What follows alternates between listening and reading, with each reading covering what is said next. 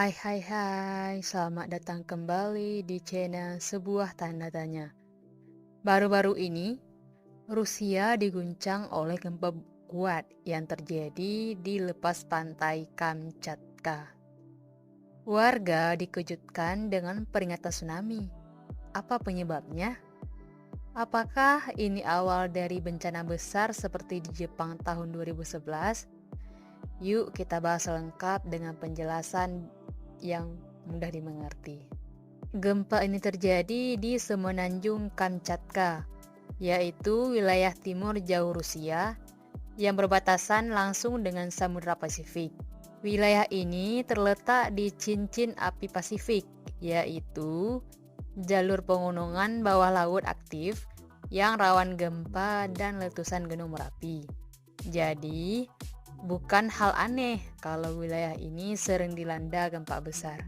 Menurut data dari US Geological Survey dan Badan Geofisika Rusia, gempa yang terjadi berkekuatan sekitar 7,5 hingga 7,7 magnitudo dengan pusat gempa berada di laut.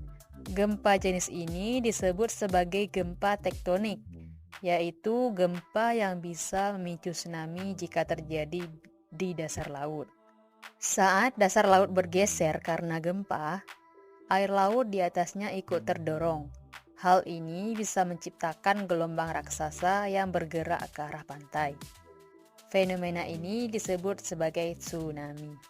Dalam kasus Rusia, gempa ini cukup kuat dan dalam posisi yang ideal untuk memicu potensi tsunami di pesisir Kamchatka. Setelah gempa terjadi, otoritas Rusia segera mengeluarkan peringatan tsunami. Warga sepanjang pantai dievakuasi ke tempat yang lebih tinggi. Sirine dibunyikan dan masyarakat diminta menjauh dari area pantai. Tetapi untungnya, gelombang tsunami yang terbentuk tidak sebesar perkiraan awal, yaitu hanya terjadi sekitar 30-60 cm. Menurut jurnal dari Geophysical Research Letter, kawasan Kamchatka itu rawan karena terjadi subduksi antara lempeng Pasifik dan lempeng Okhotsk. Subduksi ini menumpuk tekanan selama bertahun-tahun, dan jika tekanan dilepas, maka akan terjadi gempa besar yang bisa menimbulkan tsunami.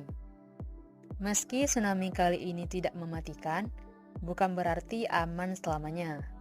Ilmuwan dari Russian Academy of Science memperingatkan bahwa potensi gempa besar masih ada tsunami di masa depan dan bisa lebih besar.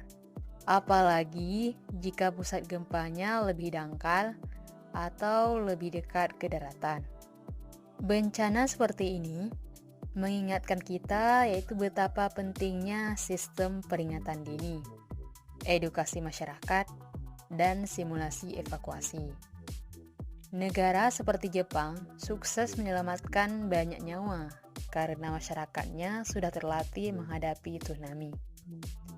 Rusia juga mulai mengembangkan sistem serupa di wilayah timur mereka. Bumi ini akan terus bergerak dan gempa adalah bagian dari alam. Tapi manusia bisa belajar dari sains dan sejarah.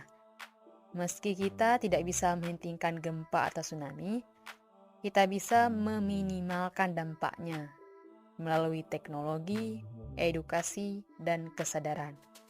Dan semoga Rusia dan kita semua bisa lebih siap jika bencana datang.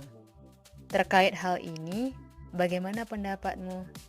Tulis di kolom komentar ya.